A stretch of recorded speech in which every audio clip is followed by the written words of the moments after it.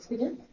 Hello and welcome to, I believe it's our third episode of... Yeah, really, because you say one part, right. again. Single Black Female, New England. We are your host, Angelina Shevin. And I'm the co-host, Lolly Marcelin. We would like to first thank you for joining us to our new and exciting podcast. Our goal is to begin an open discussion about what it is like for Black women to live and date in New England. And you already had backgrounds about us, and I think as we move forward in the podcast, you'll get to learn a little bit more about us. Is there anything you want to add? You're absolutely right. Okay. As we move through these podcasts, you'll get to know a lot more about us. Our goal here is to stand in our truth. Yeah. We accept who we are. We are not asking you to accept who we are. We just want you to know that we're real people. Mm-hmm. And the experiences that we have are not very different, I'm sure, than many of you out there in the dating world, the living world, the working world in New England. Mm-hmm. And since New England has been a cataclysmic change over the past 2 decades. Girl, not cataclysmic. I'm just saying. We go there with that. So we are welcoming you into our experiences, and we definitely would hope that one day you'll welcome us into yours. Yes. And so we're going to kick this off. Angelina, you want to kick it off first? It's a summer. And it hasn't been a hot girl summer. No. That part. It's not been a hot girl summer. But you know what? It has been a hot girl summer in the sense that we are getting something started. So Lolly and I met not too long ago and bonded and shared so many familiar experiences. Yeah. And it's just really a breath of fresh air to meet someone who has similar goals, who has a good heart, and really is for the people and the Black experience, and specifically the Black experience in New England, where although I've lived it, there is something different about being able to talk about it and kind of put words in names. Like I remember taking my first psychology class, and it literally changed my understanding. You know, having a very tumultuous childhood and difficult childhood, when I started learning concepts and words, and you know, it made me feel not isolated, and then it led me into understanding. And so I think this is what this podcast is doing for me. Yeah. So even though we're doing this thing for our community, it's really changing me as well. Even after our last podcast, there have been a lot of reflection and thought, you know? I agree. So we have 4 words that we usually use to guide us through our conversations. Absolutely. And today our first word is unbelievable, and I'm going to kick it off to you, Rob. Oh. Didn't expect that, right? Unbelievable. Yeah. I think it's absolutely unbelievable that I have found it hard in New England to be hired in New England. I've been here for 3 going on 4 years, and every position I've had, actually one position when I first moved here in March of 2021, and I only lasted 4 months. It was with a local company in which they did recruiting, but technology recruiting, which is my background, tech. I've been in tech for 20 years. And it wasn't a good experience. And it wasn't a good experience. I worked for an Asian woman, and she was lovely, really bright. She was a millionaire at that point. She had bootstrapped up and all of that. But it was her senior manager who was not of ethnicity, and she felt some need to try to power play me. Now, that was my first experience in New England with that, or any employment, right? But after that. Wow. So 20 years in tech, and now your first kind of marginalization happened here in New England. That is correct. Well, I wouldn't say it was my first marginalization. I would say it was the first experience for England, being an employee in New England. Okay. So, with that being said, that didn't last long. And then every other position I've had, and I've only had 2 positions being in New England or living here, have been out of Chicago and the other one out of Switzerland. But I have... So you international? Yeah, you know I don't play that baby. You know I be about that bag. But all jokes aside, it's been unbelievable that I haven't even had the ability to have an interview in New England. Mm. And I've sent out resumes when I was doing that, right? Yeah. Up until November of last year, which my contract ended with another company. I'm doing this now. This is who I am now. But I've never, even when I was looking for work before relocating here, I couldn't find work in New England. And I've also heard that a lot of people of color can't find good, sustainable, and high-paying jobs in New England. Why is that unbelievable? You have all these universities. I mean, I have a niece that just graduated from BU. Yeah.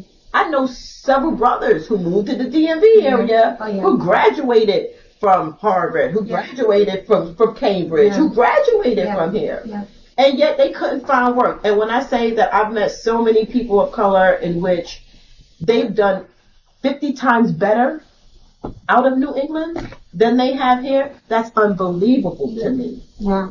No, you definitely have a point. I do feel that New England, and specifically Massachusetts, is very old, you know? One of the 13 colonies here in Massachusetts and most of, the New England states. And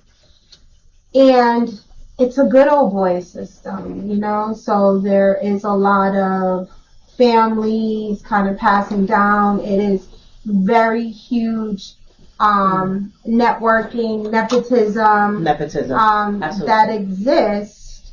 And so you're absolutely right. There are restrictions sometimes that are put on people, and then you could be high achieving in your skill sets, right, in your academic accomplishments, and even still with that, even if you do get a position, they're going to lowball you.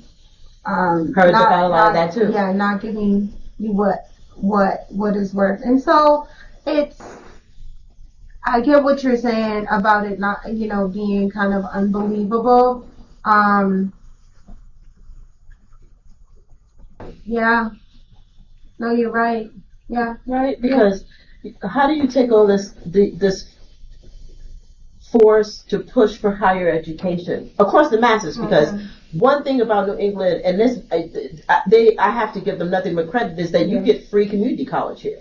Well, that was just a couple of years ago. But still, we just did that. Yeah. That's huge. No, that is huge. Right? What other state is saying that?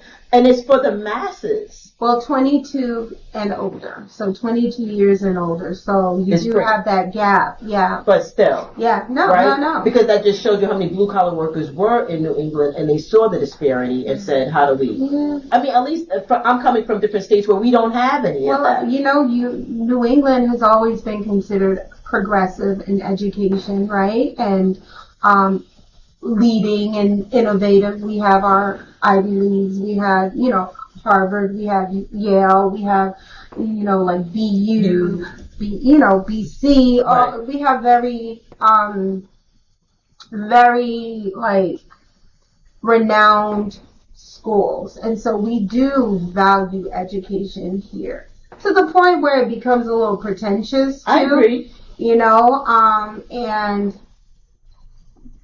sometimes there's not depth or there's not anything more than the education. Right. And so absolutely. Also too, because I know you're about thinking outside of the box of ways to for a livelihood and to bring in income and to establish residual income, financial legacy. Yeah. And they stifle that here. Absolutely, and that's a part of the education. Yeah. You know what I mean? So there's some good things that come with being formally educated, but then sometimes, and I'm an educator, and as an educator, I see it.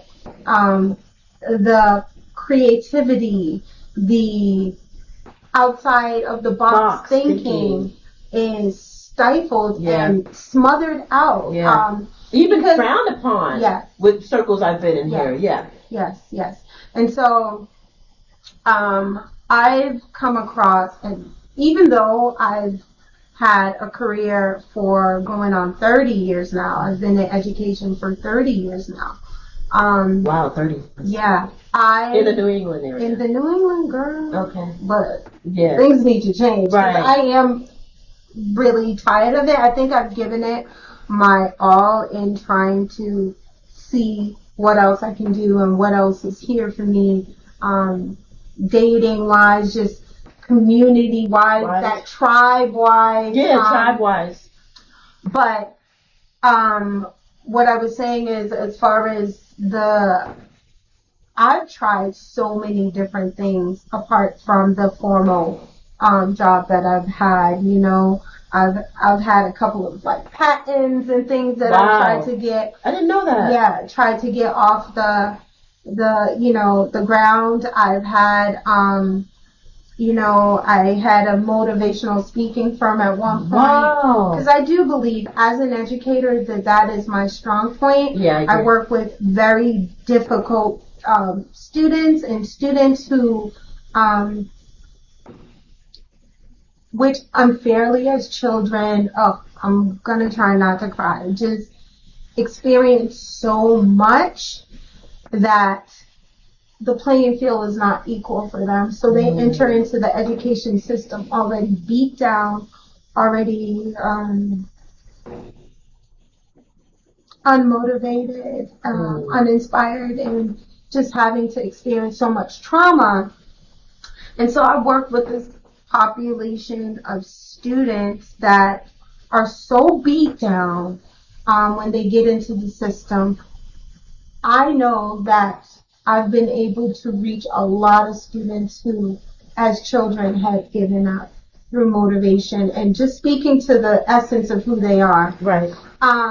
So I had started a motivational speaking firm, kind of went out, because, but a lot of that, when I was being asked to speak. Right. It wasn't, I couldn't live off of it. You know what I mean? Now, did you find that unbelievable that you couldn't live off of it, knowing that you had the educational background? It was just so difficult to kind of. I have friends who are they're great networkers and very good, but there was something with me where I'm feeling like just my merit and my talent alone should kind of speak for itself and should, kind of show that this is what it's worth. But it was just very hard. It was very hard. There's a lot of clickiness in even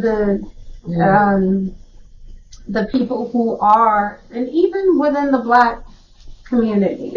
I mean, this is why we're here, right? Yeah. Because we haven't even got to touching on that point because Boston while Black, that's a whole other story. Yeah, we put it up front. No, you didn't put the name out there.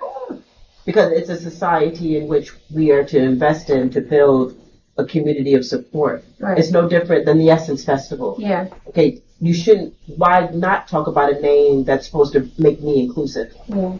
But we'll get there. Go ahead. Yeah. So, again, like literally my hands, I've done network marketing and, okay. Yeah, I had my, producer's license for life insurance and health insurance. I did too.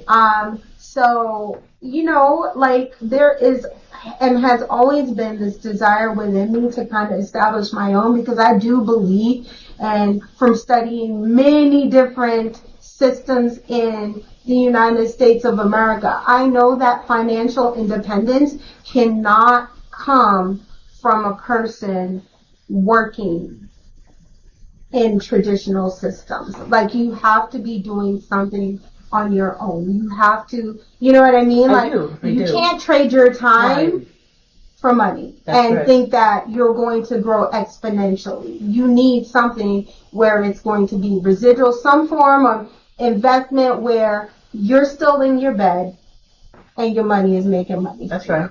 And teacher, that ain't.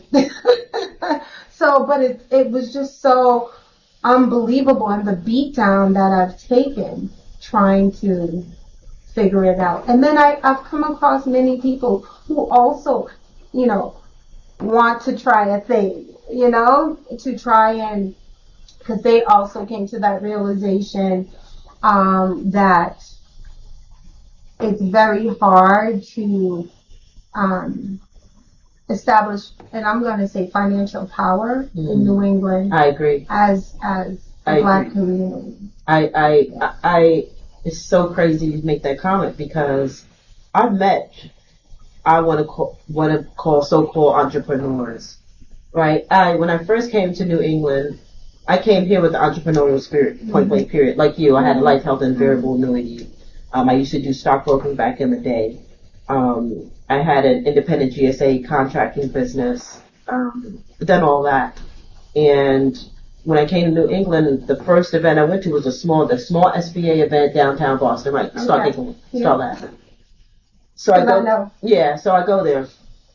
I'm geeked up, right? Now keep in mind, I'm coming straight from ATL, where ATL has its challenges as well. There's a lot of hate in the community and all that, but at least at ATL, you're going to get a contact.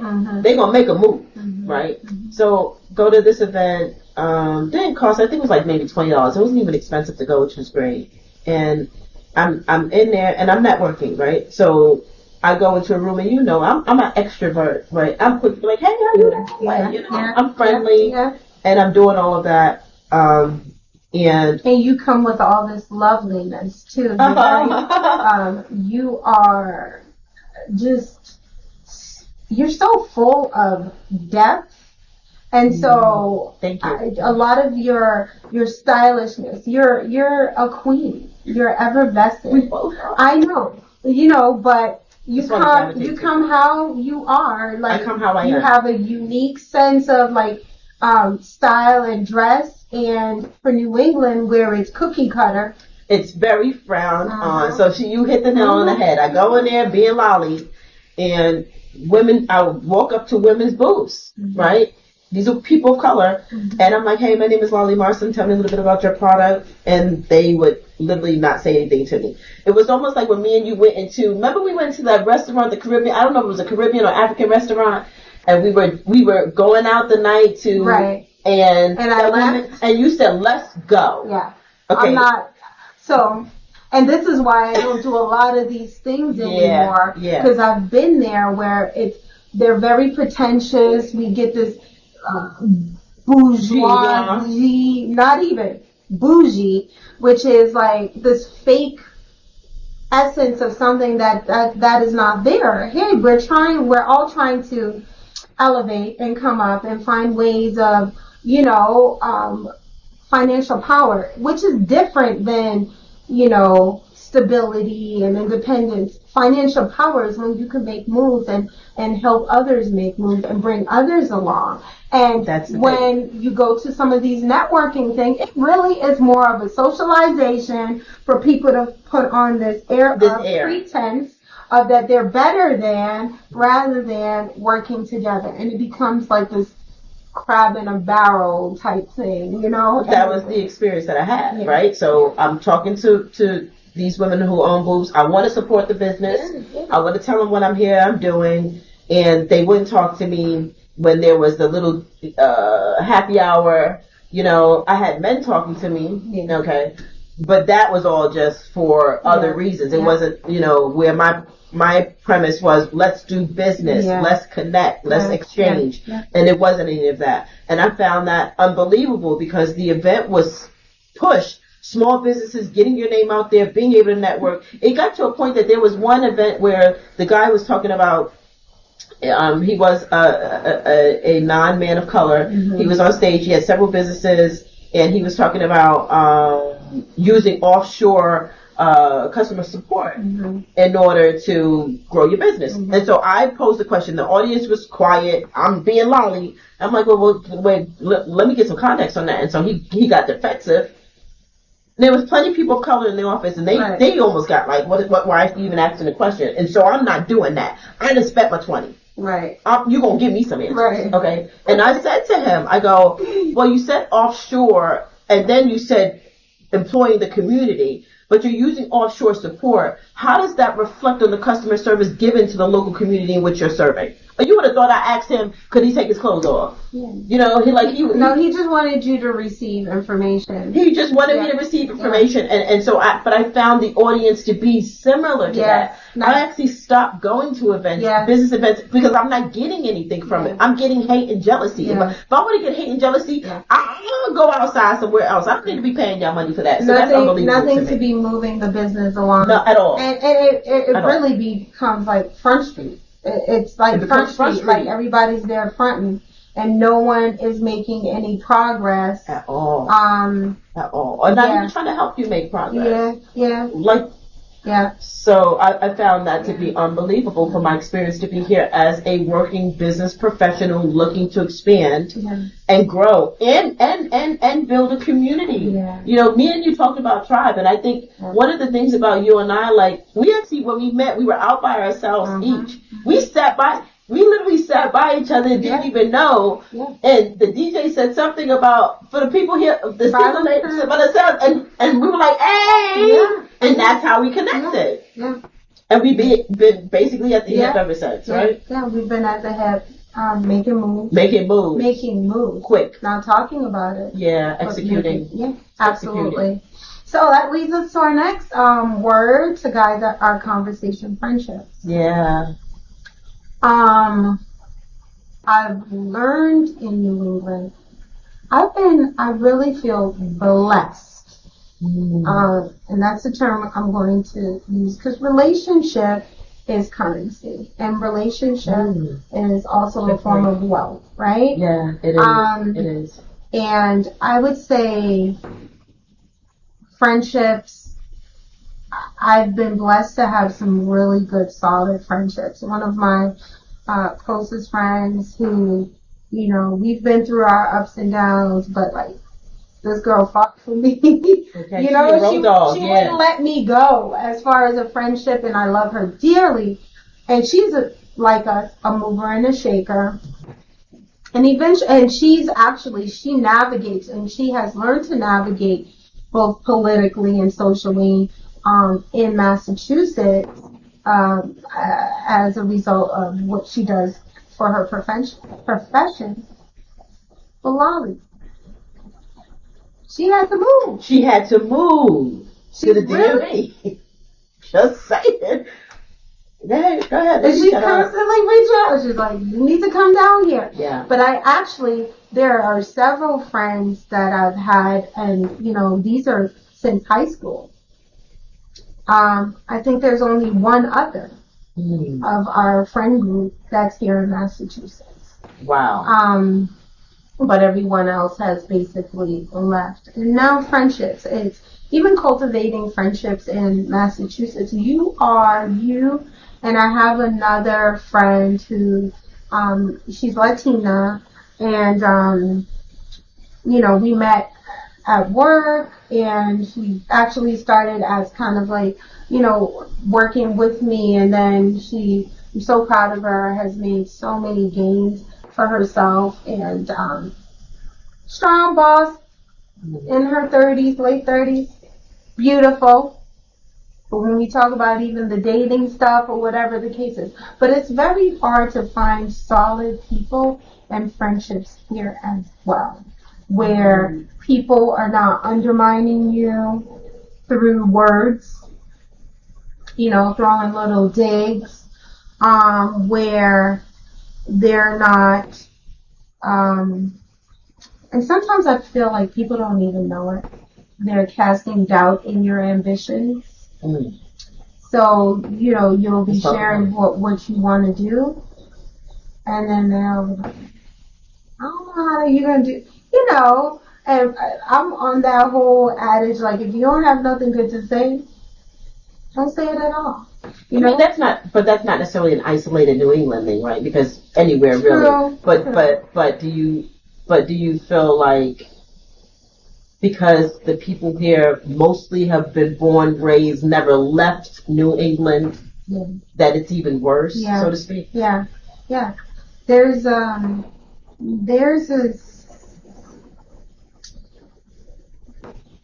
spirit of oppression. I agree. Oppression. I agree. It is. And crab in a barrel mentality, 1,000% in New England. Yeah. Well, I think the cost of living in New England has always been one of the top region or most expensive region, you know, for cost of living wise. And earlier we talked about, but they also provide a lot of resources. Higher paying jobs, but sometimes those resources entrap you to not wanting more. You know, I just even think about, I shared early on the one podcast that I was homeless with my 3 children, mind you. This was my present for my 40th birthday.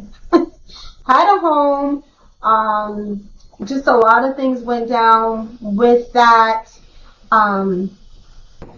I was about to be foreclosed on, and it was like literally in July. On my birthday is July 7th, and towards the end of July was the foreclosure date. I was able to work a miracle and find a buyer, and was able to sell it. And to make that deal happen, the sales of that happen, I had to come out of pocket around $400 and something to make that deal actually happen, where the bank was paid, so I was able to avoid foreclosure. Not a bad hit on your credit. No, yeah, right? But yes, because that's very difficult to kind of move on from, or whatever the case was. But you know, I ended up sleeping in my car for a few days. And then I'm like, hold up. Let me try and go to transitional assistance or something or whatever. You know, I'm knocked down, but I already knew I'm going to come back up. I'm going to figure this out. I just need a space to breathe. And truly, my whole entire adult years and even teenage years, I've just had to figure things out. College, really no support during college. So trying to do, you know, so it's always been fighting, trying to accomplish and make things happen. So I'm like, okay, I'm going to figure this back out. So those assistants that you were talking about that New England provide, and specifically Massachusetts, you got to lose your dignity. You gotta lose your humanity, and I would even say your damn soul, because the amount of lying you would have to do. First off, the system wasn't prepared for someone who had, and on top of that, I had IRS issues too. You know what I'm saying? I do. But I just need a little breathing time so me and my kids have somewhere we can lay our heads, so I can try and figure this stuff out, you know.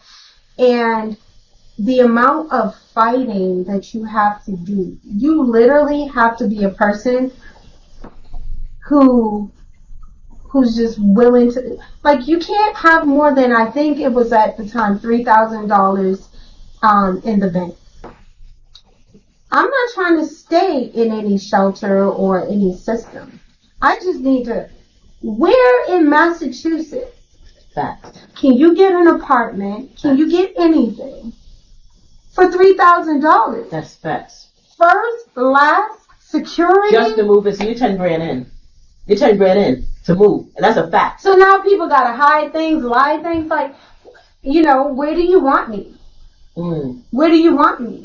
And then you also can't make a certain amount of whatever. At the time I had and I don't know if Acura is considered luxury car, but it was an Acura MDX or whatever. But I guess it's luxury for a shelter or what. But it's almost like I was being punished for those things. And wanting to have one. I had not a resume, I had a CV because I've had that much experience. They had like a program where they're supposed to help you find jobs. I was getting resentment. And I even heard someone talking and laughing like, oh, she got a whole master's and she's in a shelter. As if life doesn't happen. So these systems that are in place sometimes are not necessarily easy to access and are not necessarily the true building blocks or just kind of like the boost that, when people are down and out on their luck can really use. It's very difficult to navigate. And a lot of these programs too.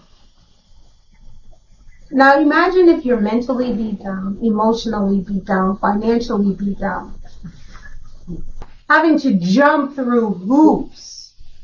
And you got to go from this department to that department. And these places are not located in the same areas. So it just becomes, I think, complicated. So let me ask you this, because you have a very unique set of friends. Yeah. They're educated. Yeah. They have great jobs. Yeah. They own homes. Yeah. I mean, you have a great network. Yeah. Did you feel like you could use that network of friendship at that period of time? Or did you feel you were too embarrassed? No. Okay. There's no shame. There was no shame about my situation. People knew about it leading up to it. And, I had taken a time where I stopped talking to all my friends because I'm going through something right now. That was when I'm in a shelter and it's just me and my 3 kids in this shelter. So. But did you feel like you could go to your friends for help? Well, that's what I'm saying. That's why to me, I am a person like, I'm going to try and do everything that I possibly can for my friends. Understood. It wasn't reciprocal. And my thing is, I don't know. It's complicated. It's complicated. It's complicated in the sense of like, I do believe, and I have this talk with my grandmother a lot, okay, that I am perceived and seen as I have it together. Well, you are. I saw you as that. It was one of the reasons why I gravitated to you. Yeah, but the thing is, people still need help. Oh, I agree. And so if my social circle knows that I'm losing a house and about to be homeless, should I have to ask? No. It's just like a relationship. We'll get there too, but yeah, no. So no. When I'm in the shelter now with my 3 kids, after entertaining people all the time in my house, everybody was welcome or whatever, I had a specific friend. She was there at my house probably 4 or 5 days out of the week. Dinner was she could always come and partake in dinner. I'm cooking for my family. She could always come and partake in dinner. And silence, right? It was just packing up,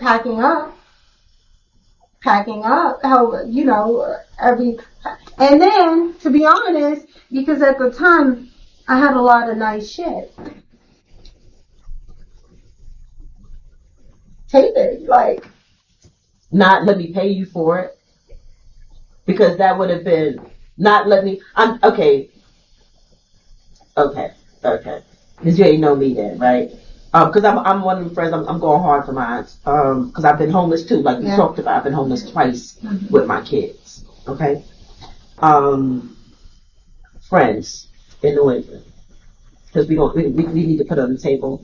I've only had 3 friends. You are now my 4th friend in my entire life. And every stage of my life, I've had a friend. Literally.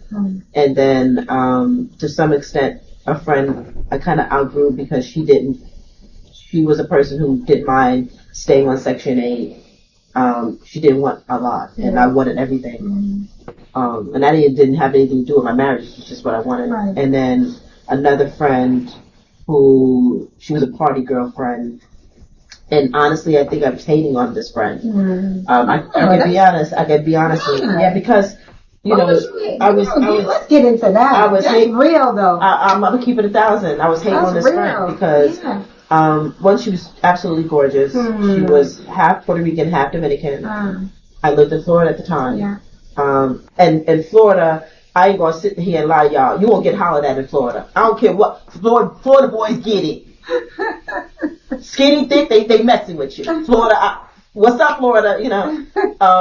Outside of their racism, but the brothers gonna holler. Yeah. Okay, so it wasn't that. I didn't feel I was adequate enough to be her friend. I was attractive enough to be her friend. I made more money than her.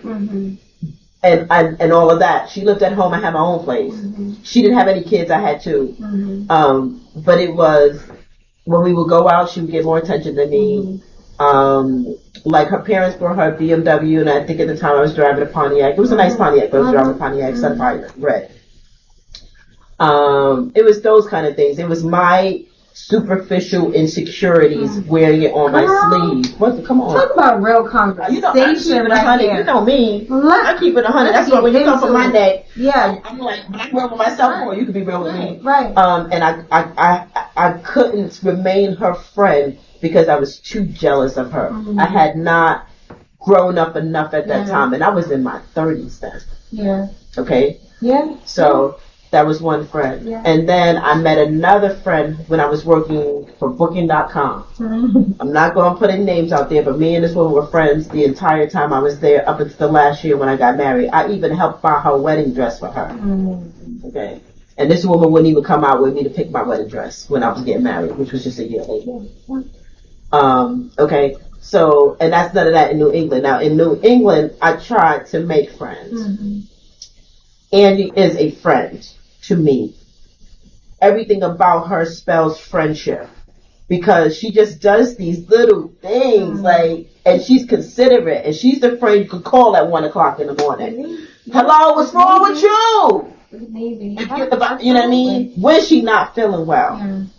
Yeah. So, self-sacrificing, and I tried my best last year to make a friend, and I don't want to get emotional, right? But I met a group of women through a man who was trying to holler at me. We're gonna get to that story another time.